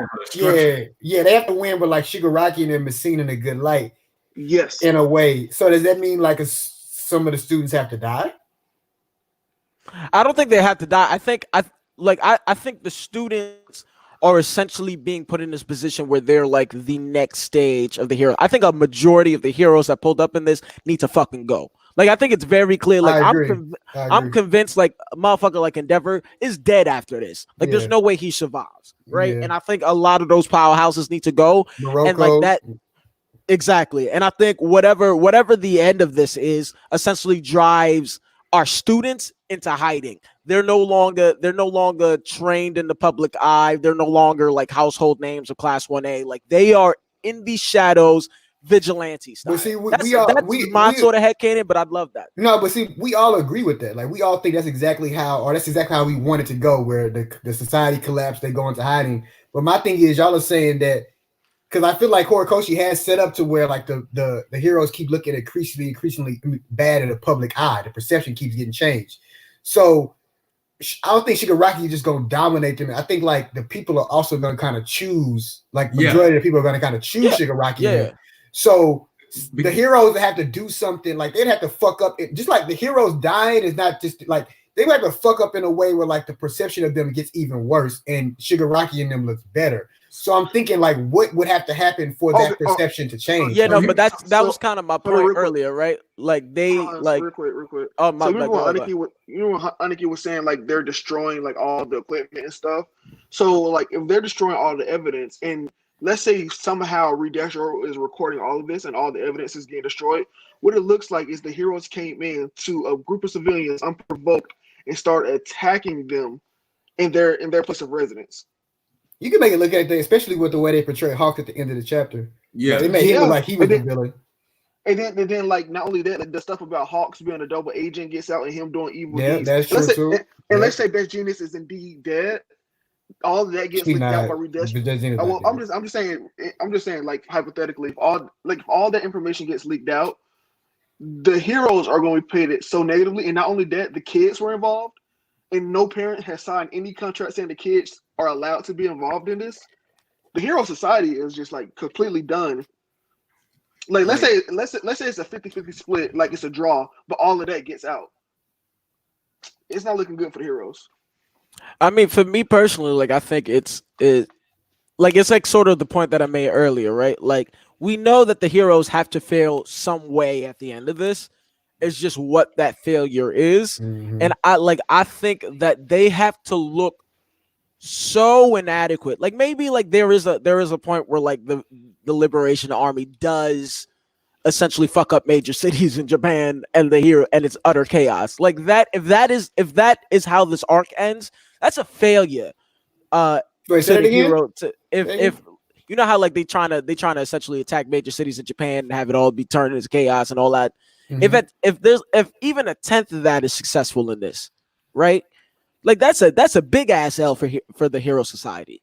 Like the and especially if a character like Endeavor dies, if Miracle dies, if Hawks dies, if like their top 10 dies. I mean, what are you gonna go for the niggas that's catching L's, or are you gonna go with the Liberation Army that's saying, hey, let it live as you want? Use your That's the only way I can compromise too. If the Also- heroes died, that's the only way. Just Endeavor alone dying is enough. No, Because I might have to die too, nigga. No. I'm not saying like for like satisfaction. What I mean by okay. socially is enough, because you lost 2 number 1 heroes in less than a year. Yeah. That alone is enough to discourage a lot of motherfuckers from believing in the hero system. That's a great point. Like the top hero died, and the other one had to what? All right, no, they just losing. We gotta And they said it themselves, like in the remedial course arc, those kids said. And here's the thing: this is another one of those cases where, I think the individuality, like the definition of Kosei being individuality, actually matters a lot. Because at the end of the day, when we talk about counseling the individuality out of people, and people are like, well, my individuality is better than yours. Like, what makes me my like personhood is more valid. And then you got like the people just like following that are supposed to be over you. And you start questioning, like, I mean, if these people are supposed to be like the premier, the top, because to a certain degree, the number 1 hero is also the person who's the best at being themselves to a certain degree. And that's kind of a weird concept. But if these people are failing at, succeeding in this world while being themselves, who are they to tell you what you can do with your individuality? They don't know how to handle theirs. True. Fuck out my face thinking you can tell me who I'ma be. Hey. Yeah, I mean the heroes are fucked. Like I'm sorry, they're just fucked. Like there's no way around it. I wish there was I just don't see any way out of this. Like to me, they all die. The students go into hiding, and then they pull up a little bit later when they're mature. It can fade. But right now, this shit ain't looking good for them. Because who's naming everybody we didn't see? We haven't seen Giganto yet. Yeah. Like, and him by himself is wiping out everybody that ran up in this mansion. So it's like Makia was literally just running through a city that was a war zone. Like, hey yo, I'm trying to go see what Shigaraki on. Get out my way. Like just slapping buildings, like slapping buildings like toddlers. Like, come on. Makia is showing up as Makia is like Makia is like Hoki from Kingdom if you read Kingdom. Like I'm sorry, Mount Lady not doing shit to this nigga. He gonna be such a like. Remember when Makia was running through in the villain arc? People didn't know what the fuck to do with him. Like imagine just showing up. Nobody gonna know what the fuck to do with this nigga. Like, nigga only needs to sleep for 20 minutes and he just rage for 5 days. Like this is not This arc about to go stupid, bro. Like Makia is gonna pull up and like slap buildings at people. Just the existence of a nigga like Makia is like a giant concern. Because he's been resting this whole time, so he's at full strength. Like not like I've been fighting for like a month and a half, been resting periodically. No, he is peak Makia. And we saw him with support gear before he like going. So what? They put clothes on him. They put clothes on the boy. Bro, when Gran Torino's ran to the thing, they were like, they had to basically tell him, "You got it." They had to, like, "You got it. We can't do nothing with you. You got it. We have to let you do you, bro, because we can't do nothing to you." And then, like I love in season 4, they reiterated because I kind of forgot this, but when he was talking to All Might, he was like, whether capturing Kurogiri or capturing Gigant, like. He's basically said, I think the best case scenario is if we let Kurogiri go and somehow manage to catch Giganto, because if he's on the loose, we're fucked.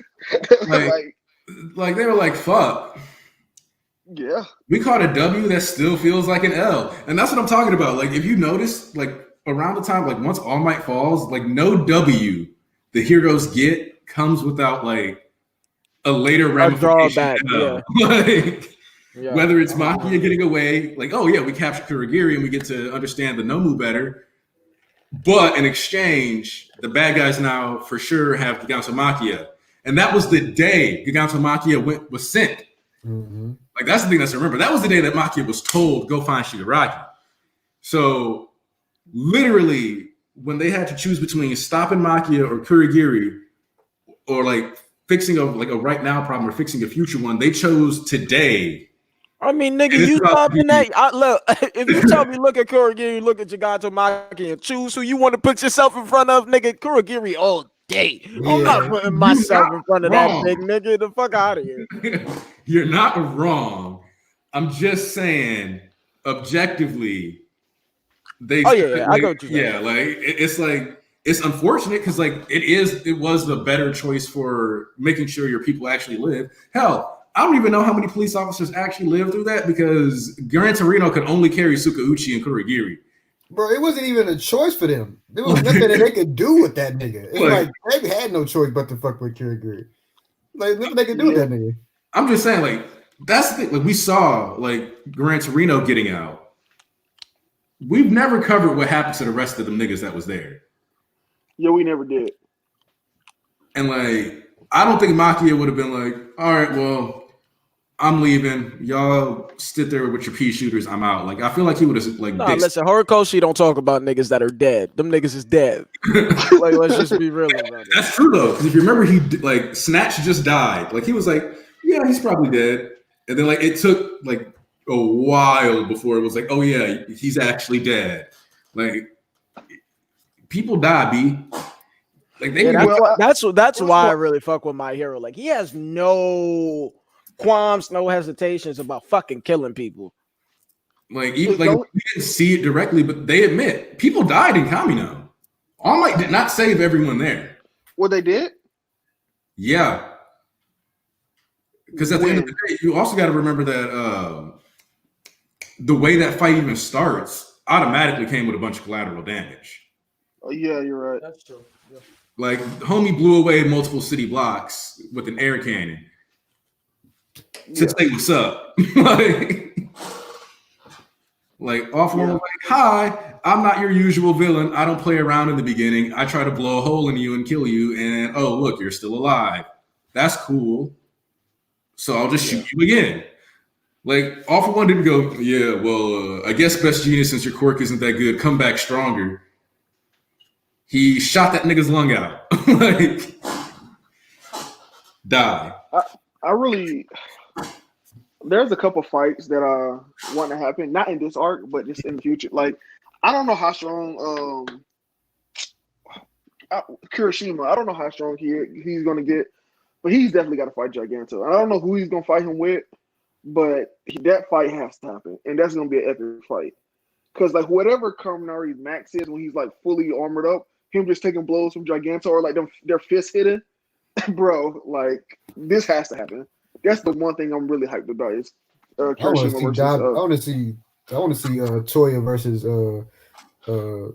Shoto. Yeah, Shoto. Toya versus Shoto. The brother battle. Oh, you mean like when you passed when they were kids or something? No, I'm talking about when the W revealed to be Toya, like everybody knows, including you. Yeah, correct. Makia doesn't even need to know people are around to kill them. Like, yeah, it's just so much that's supposed to happen in this arc.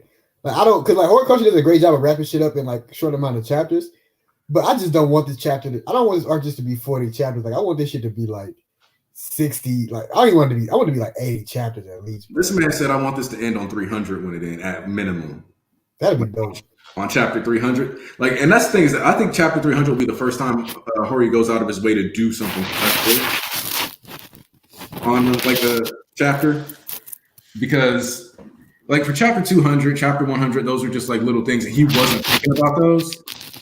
But like his series has gotten to a point where it just makes sense for him to like think about like what that could mean to his fan base. So I don't know if like we get a bunch of different Liberation Army matchups, because the thing is that this arc is also structured where we can get multiple like mini arcs within the like the concept, like the scope of this arc, where Kaminari Tokoyami could have like these next 8 chapters could be about them, right? This could be like their mini pro hero arc within the context of this war. And then we could have that about multiple groups within the classes, from different schools, all of that. So this arc being 60, 70 chapters just tracks. It's a logical step.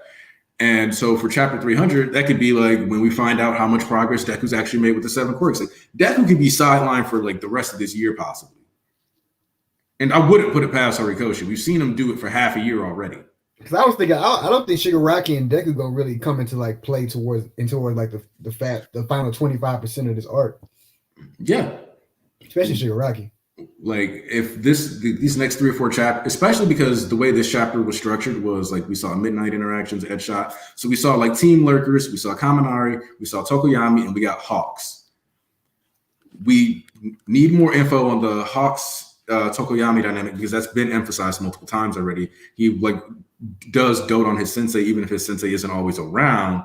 So you have that like established, even in the movie, like that's kind of like mentioned, like they have that like that relationship is like brought to the forefront, and like Hawks actually makes it a point to like go see Tokoyami. With Kaminari, like we've been waiting to learn more. We've been having him hyped up forever. So us spending 5, 6 chapters on them, 7 chapters on them, and then cutting away, doing some stuff with Momo, for example, because a lot of people always hate that Momo lost in joint training, but Momo losing in joint training was exactly what her character needed, because she needed to learn how to lose. She was a sore loser, and that's the character growth she needed.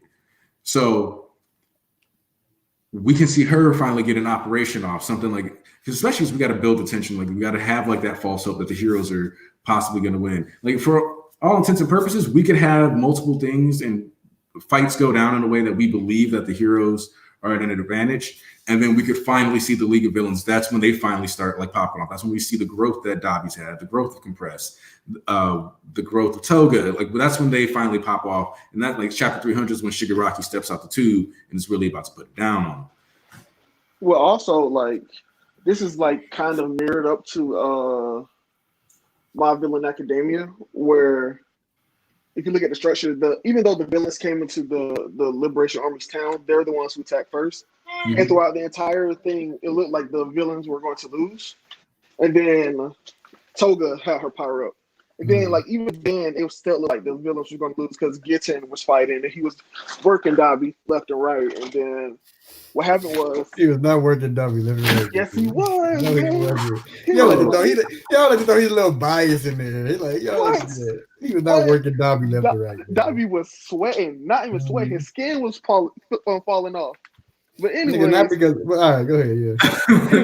But y'all ride Dabi so much. You don't make no sense. You hate Dabi so much. You hate Dabi so much. It's overstating how that fight went. Yeah, I just didn't let you get past your lie, nigga. That's what happened. I didn't let you get your lie off. A grown ass man. They talking about he working him left. I'm like, come on, bro. We didn't even get to see that much of the fight for you to say that. Like, what are you talking about? Squid is still mad to this day. But anyway, what ended up happening in My Villain Academia was twice. This nigga muted himself. This nigga really is this. We'll find out next time on Dragon Ball Z. Like, come on, bro. Is Hans still there? Yeah, I'm still. Oh, okay, too. It's probably waiting for Rex to say something. All right. Yeah, I don't know. See, he built all that up, so like that's where my head was. Now I'm like, yeah, I forgot. I wanted to say something, but I forgot. I got everything. Man. All right, I'm back.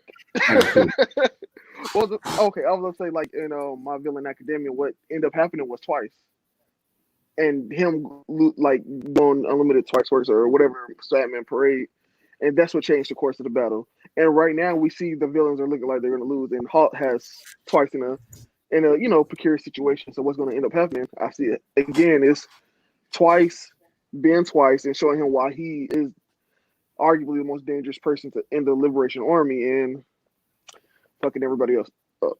So, because the moment Twice uses his power fully, it's the moment that like Shigaraki's dangerous. Don't get me wrong, but I can imagine Twice has measurements for everyone in the Liberation, like all the generals plus Giganto plus Dabi plus Shigaraki, like, and not only that, Twice has seen what Shigaraki can do now. So Shigaraki's Twice is going to be on the level that he was at the end of My Hero Academia. And that alone is scary. And here's the thing. I think it's important to remember that Twice, like I said, Twice was the leader of the Tactics Regiment. And the reason for that is because Twice is actually like strategic. Yeah, we saw that in the overhaul. And like he was gonna make it for he was gonna just like pop out 20K Dobbies. Like his clones were like, oh yeah. And then they were like, oh wait, because we want Gigantomachia's help, I won't just finish this. Yeah. But in this case, we got Twice's ability to spawn a bunch of himself, and then those Twices aren't just gonna settle for making other Twices, they'll make one Twice and one other thing. So we could have every single commander busting left and right. I would love to see it, especially with the Doctor being somebody who apparently has access to Tartarus per the data books, which we still need to like see how that's going to like come into play in this, because for all we know, he could have snuck Twice in there at some point and gotten measurements. And something that's a little weird about Twice's quirk that I don't know if a lot of people notice is that I think it kind of works like the Shadow Clone Jutsu, where he gets that information back. And that's the real reason, the real reason he went nuts when all of them killed each other, because he effectively died that many times.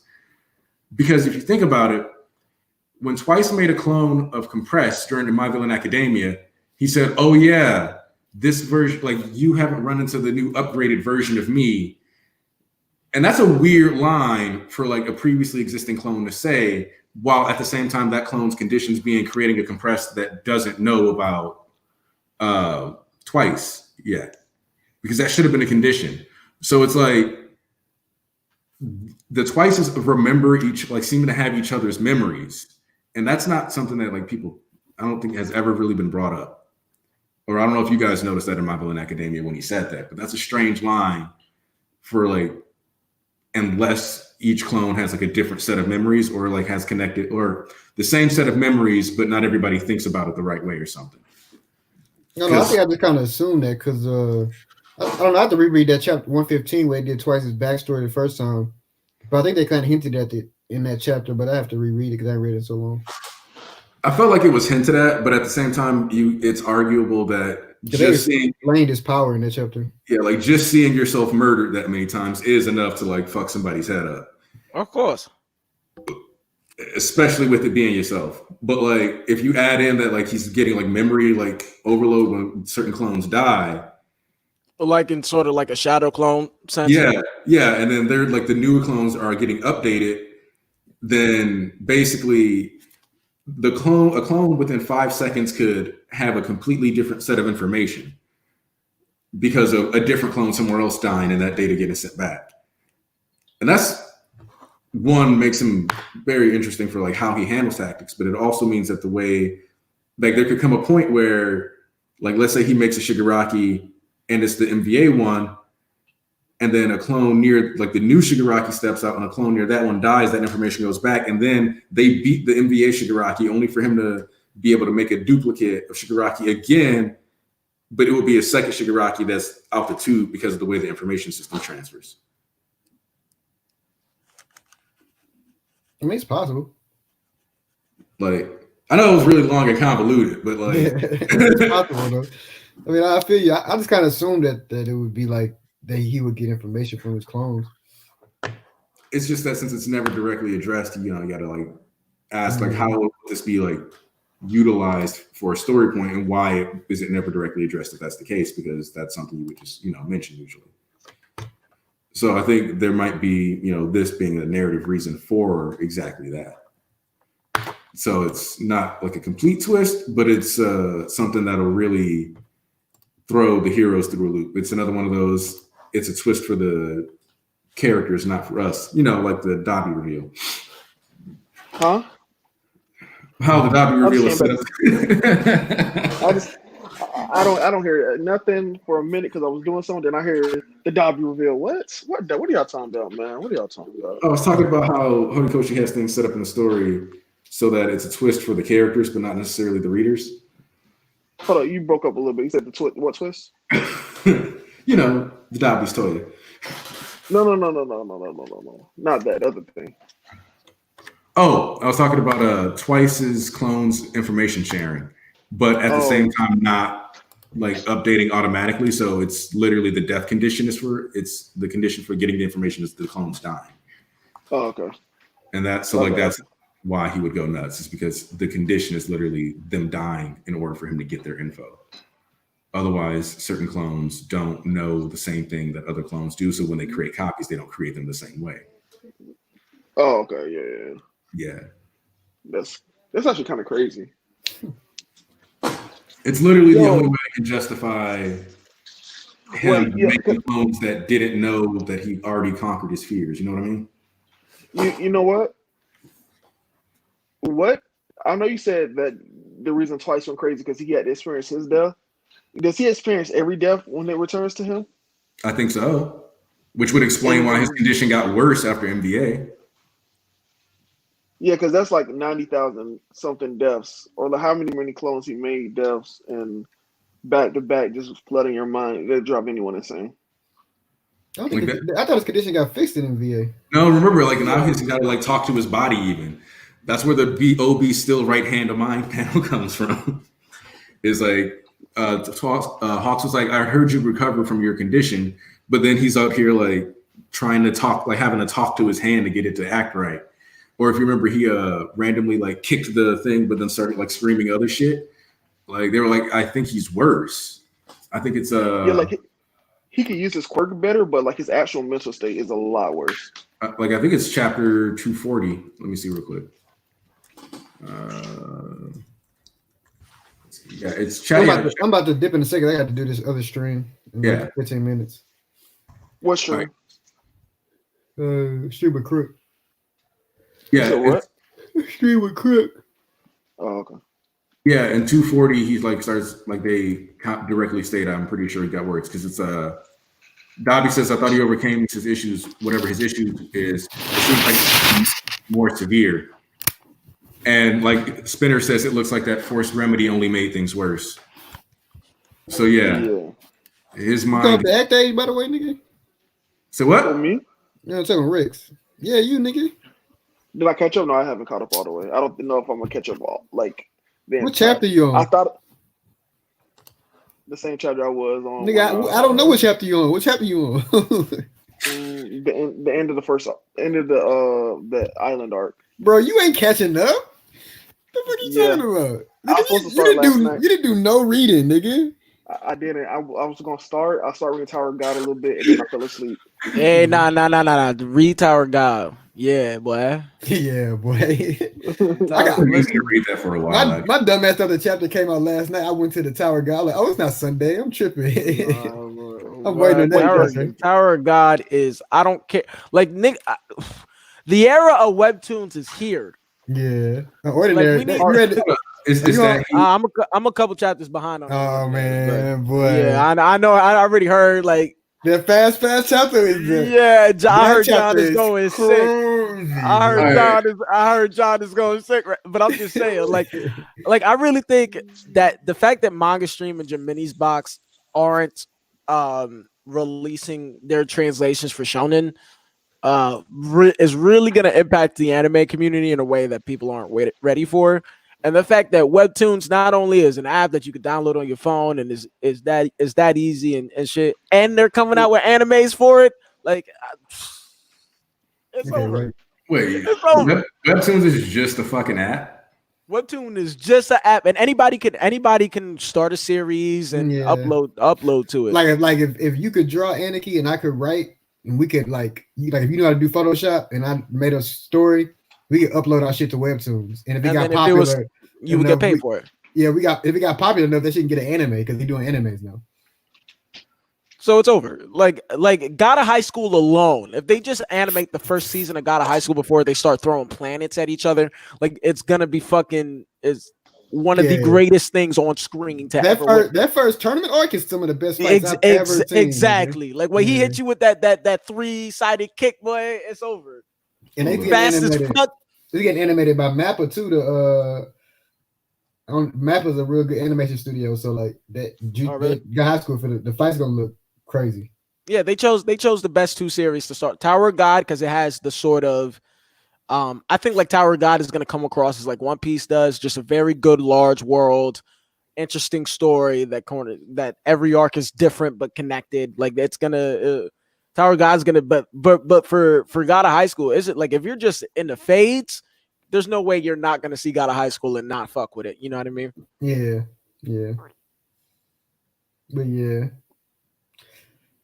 But yeah, I'm about to dip. Anarchy, man. Thanks for having me, bro. Hey, no problem. I'm about to download webtoons. Let me know how you download that shit. Read Unordinary. Read Tower of God. Read Hardcore Leveling Warrior. No, don't read that. Hardcore Leveling Warrior is lit, boy. I read 6 chapters. That nigga Jordan talking about that's the best thing he's ever read ever. I'm like, bro. It's I like it more than I like Tower of God. I read 6 chapters and it ain't hitting me yet. So oh yeah, no, but it's the same way. Like I think you gotta let it build. Like it gets there. Also, I gotta take care of something real quick anyway now. So this is actually a perfect time to everybody say their little piece, final thoughts. Chapter was great. That's all I gotta say. Oh yeah, my hero is shitting on Wano right now. So that's awesome. Yep. And Rex is in limbo, as usual. That's Rex's fault. He just not gonna hear nothing or say nothing. Can't wait for next week. All right. No more breaks, please. We'll probably get a break in like 2 months. I hope so. I hope it's not like 2 weeks. Yeah, I don't need that. All right. Thanks to everybody coming through. Everybody, hope you enjoyed the stream. We out. Peace. And